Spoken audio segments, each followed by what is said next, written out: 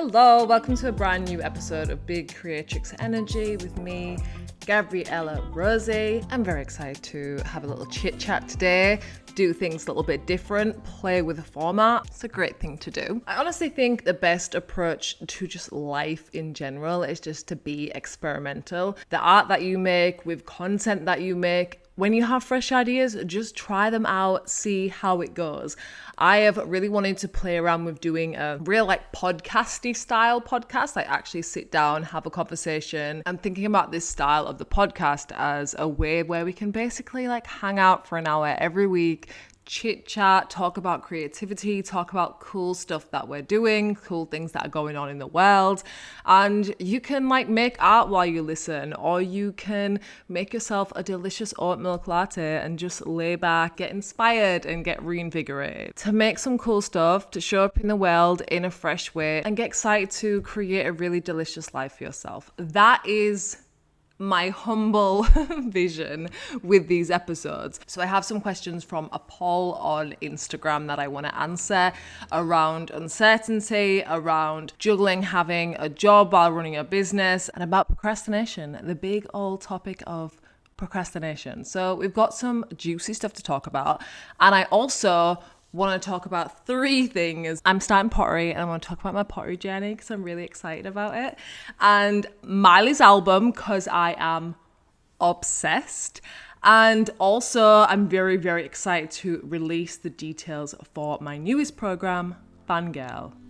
So let's get stuck in. I've just finished a 6-week pottery course and it was so good. I loved it so much. It feels so good to just be playing with something. It's such a tactile thing. You're literally smashing around, gently playing with, lumps of wet, sticky, weird clay and making things, and it just feels really good. I love playing around and learning new skills, how to do things in general, and especially when it is a creative thing where I can learn this new way of doing something, I can get better and better at something, and I'm gonna have a shit ton of mugs and vases and I don't know, what else can you throw on a wheel? We'll figure it out, right?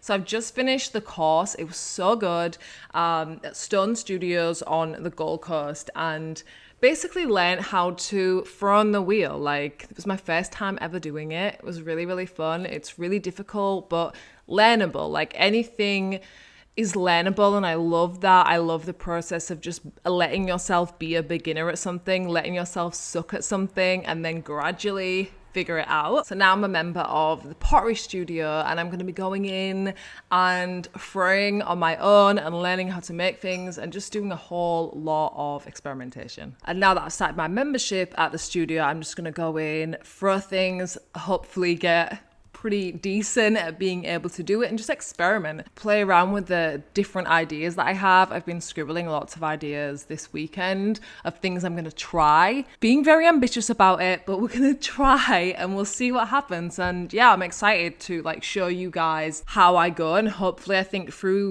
I get so inspired by seeing other people just being a beginner at something or following something that they want to pursue. So hopefully in me sharing a little bit of the behind the scenes of how I'm learning pottery, that's going to inspire some of you guys to maybe learn pottery yourself, or just take the jump and learn to do something that maybe you've wanted to do for ages, that's been in the back of your mind, to take this class or learn this skill or whatever it might be, or go back to it. Maybe you've been a potter in the past and you miss it, and now you're I really need to go play with clay again. It always feels really exciting to me that we can share our journey and inspire other people. And am I absolutely getting ahead of myself with ordering all different types of glazes and underglazes and researching all clay types? Yeah, I am, absolutely.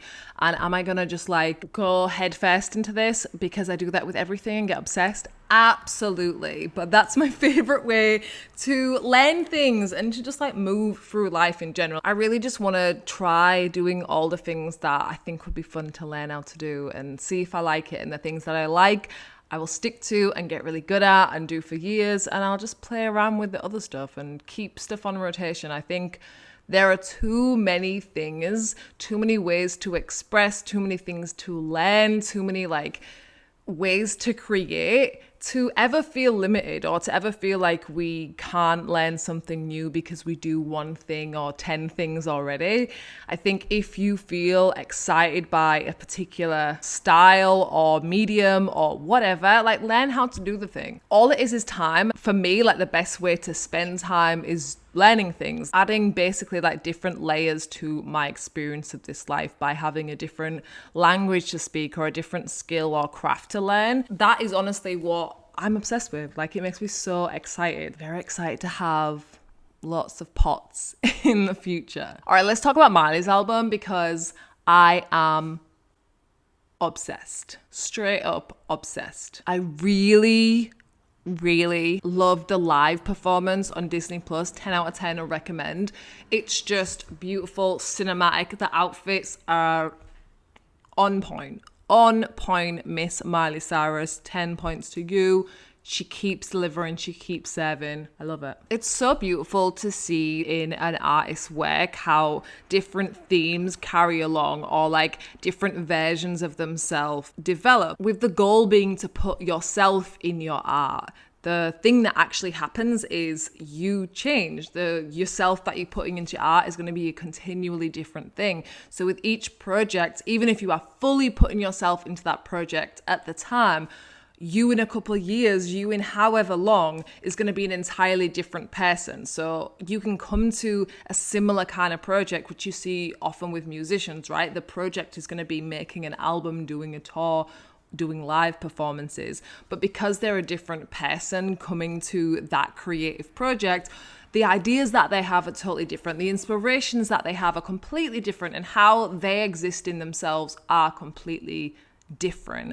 And I think it's so beautiful that we get to look at creatives and see their own progression, because it's such a great reminder for us that of course we are changing and our style is constantly going to be changing, and that actually means that we're on the right track. You don't need to define yourself in one way. You don't need to continue doing something just because it's worked for you in the past, because who you are now will have expanded beyond that, or will be in the process of expanding beyond it. And as your inspirations change, as the things that you're excited to create change, your only priority is to lead yourself into those directions, to follow your own intuition that's telling you, do this thing, explore this thing a little bit more, play with this idea. That's how you have joy and freedom in your creative practice, not by being tied to the things that may have been successful in the past or that we can perceive as being successful for other people. That's going to lead us down a whole lot of dead ends. The more exciting thing is to fulfill yourself through the thing that you're creating, to love what you're making, to be so excited by it, to create the version of the project that suits where you are now and builds a fresh identity, even evolves your identity through making the thing. And I think, listening to Miley's new album, watching like how she's put that package together, she's so fucking good at it. She is able to, be a chameleon in the public, which is such a special skill. Very specific, but very special skill. And I love being able to, take tips from someone who does that really well. Okay, I've got some questions for us. So Amber asked, do you deal with uncertainty in your business?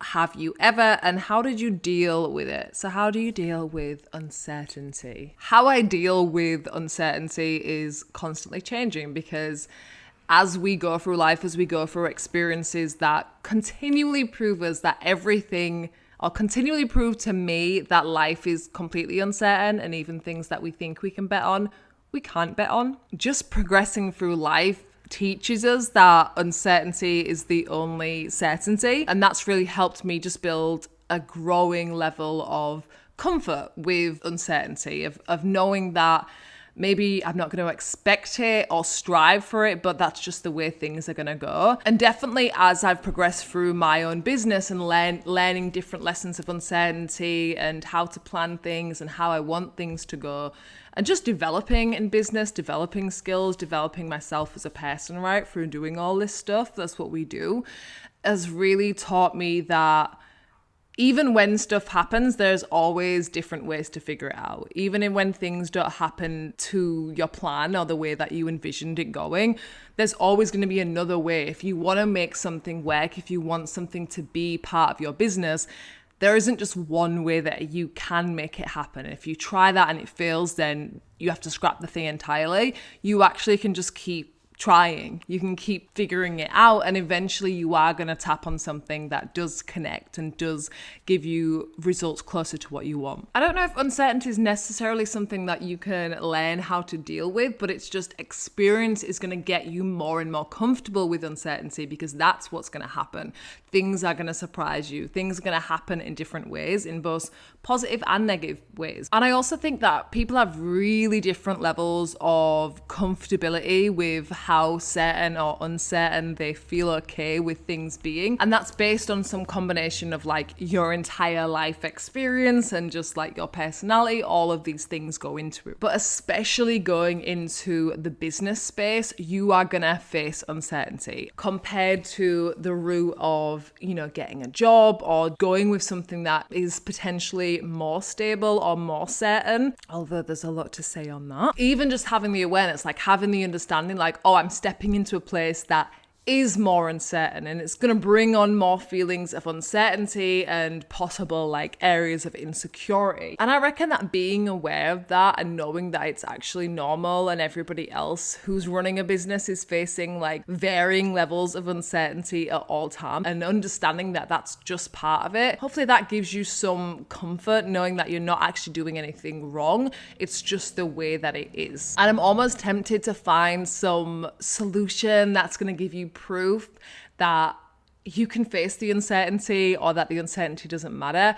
But I don't think that's really necessary. I think just understanding uncertainty plays a role, and you will get more and more comfortable with facing uncertainties head on and figuring it out by doing it, by the exposure to it. In terms of uncertainty around like your income level, if that is an issue of like you're worrying about the fluctuations of how much money is going to come in per month, which absolutely, being self-employed, most businesses have fluctuations in income. It's very, very rare for any business to have the same income month in, month out because of seasons and different launch calendars and all of these things. So again, understanding that that is literally the way business works, but also like as you continue to run your business, you can step back and take note of those seasons. When you have a couple of years, you can see, oh, this month it tends to be a really busy month. This is maybe a slower month.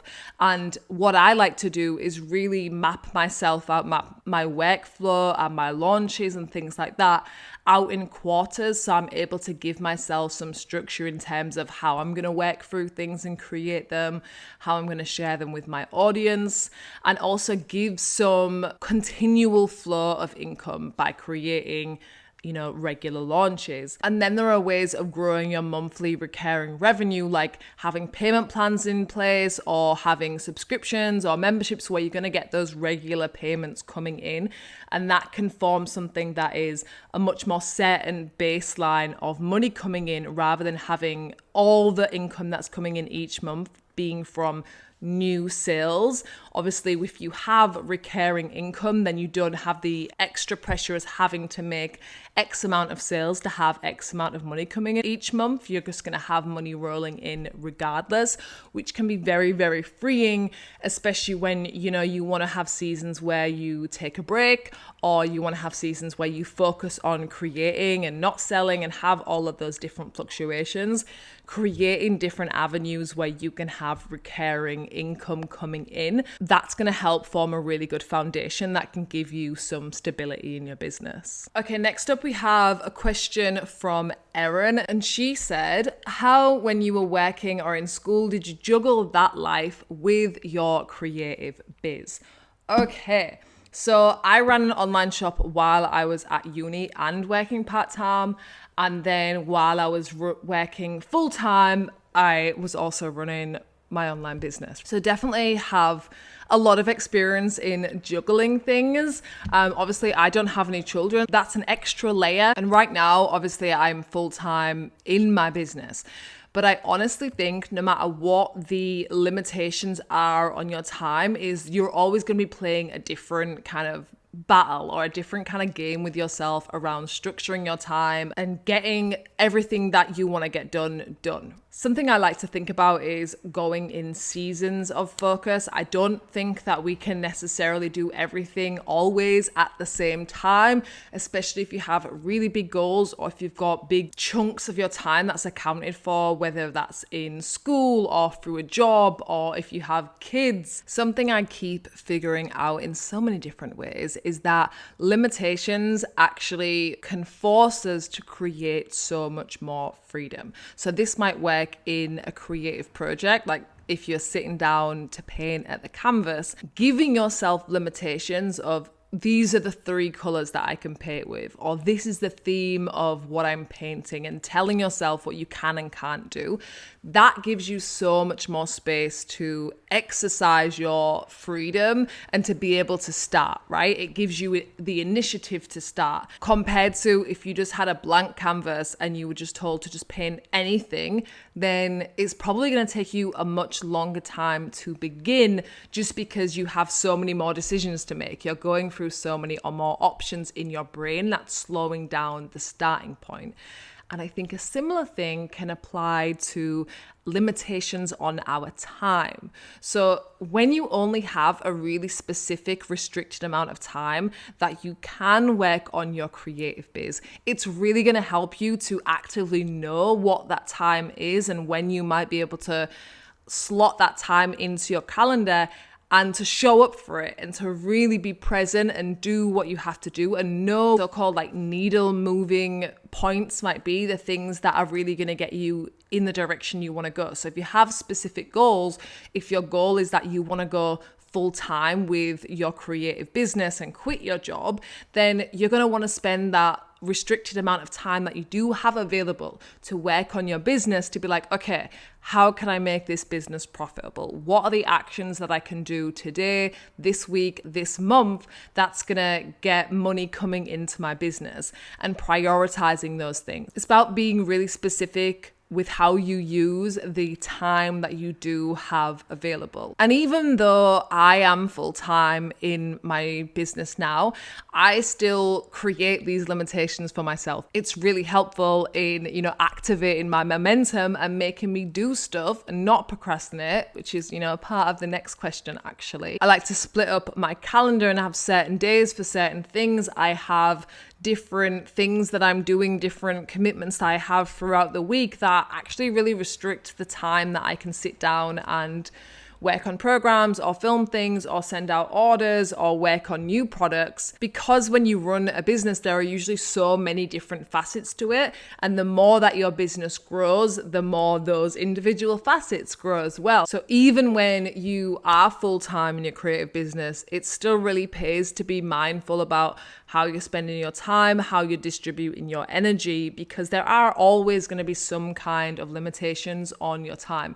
And even if that limitation is self-imposed, like I don't really like to work more than 4 hours a day, and I can decide that that is my limitation of time, and then I can fit my work into that accordingly, and it forces me to act. When I've got those 4 hours, I'm going to show up and do the work because I know that I have other things that I want to do throughout the day. So it doesn't necessarily have to only be a positive or a negative of taking your time. It can evolve into how do I want to spend my time, and how is that going to make me prioritize my creative business and the things that are going to get me close to the goals that I have for it. Okay, now we've got a question from Athena who said, how do you stop procrastinating and get over the fear that your art won't do well?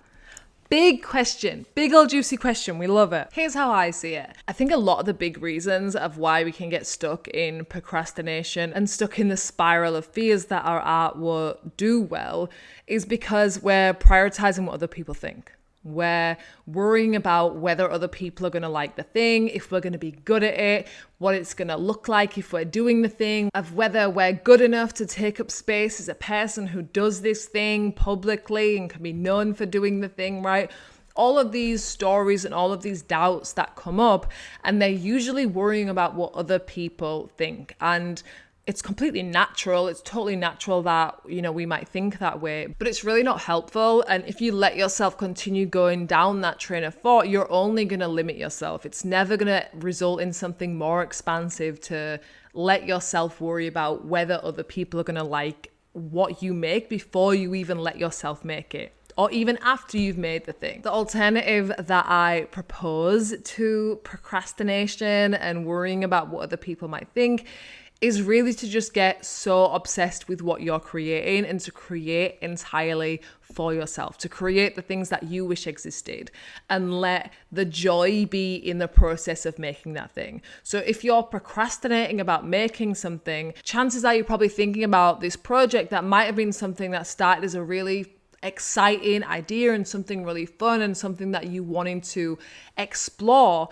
But the more you let it just be an idea and stick in your mind, then you build it up and you continue to expand that idea, but without taking any actions on the idea, your distance from the idea to being a real thing becomes even bigger. And then it gets even harder for us to grasp how we can actually bring this idea into reality, because we've already had all of these fantasies about how amazing it's going to be and how it's going to change our life and how it's going to blow people away, right? Instead of actually letting ourselves enjoy the idea and enjoy the ability that we have to create that thing and play around with that thing. So your job is really to switch your focus from thinking, can I live up to this standard that I fantasized about in my mind, to how can I actually be creative? How can I actually let myself play with my self-expression and play with my ideas? Your job is to let yourself enjoy the process. Let yourself actually create a thing. No matter how big or successful a project might end up being, 100% the best part of it is always going to be the process of you making it. Feeling in the zone, feeling really excited about something, feeling in that flow of creativity, that is really what you want, but we get distracted by what might happen at the end of us making that thing. You kind of just got to remind yourself of where the real joy lies, of where the real expansion happens, and get excited about the thing that you're creating. Get so excited about the fact that you're alive right now, that you have this idea, that you have this thing that you know that you want to create. And maybe you are a little bit excited about the possibilities that it can bring into your life. Absolutely. You don't have to stop yourself from being excited about, potential, but that's not the main focus. The main focus is, holy shit, I get to wake up today, I get to create this thing, I get to bring this idea to life in some capacity. What a fucking luxury. That is where I want you to be living.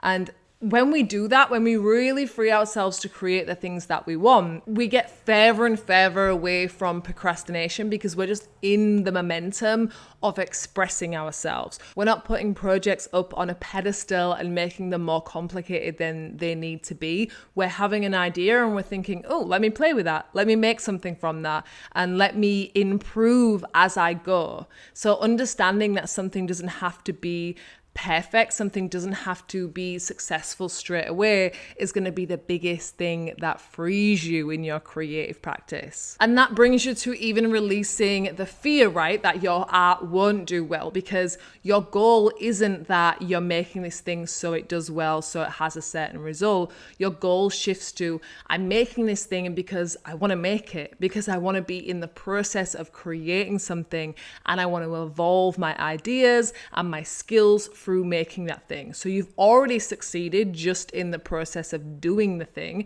You've already improved through the process of doing it. So your fears, your thoughts, they aren't going to be swept up even in the final product that you're going to have, let alone what other people's opinions might be or whether it's immediately successful or not. And even more, like if you really love this thing, if you're super excited about it, if you've been spending time creating this thing and you launch it to the world, it doesn't have the response that you want, then that doesn't mean that it's finished. That doesn't mean that it's never going to do well. The more you can let yourself be in that momentum of experimentation, you can get a knockdown from something not working the way that you want and be like, oh, well, that's cool.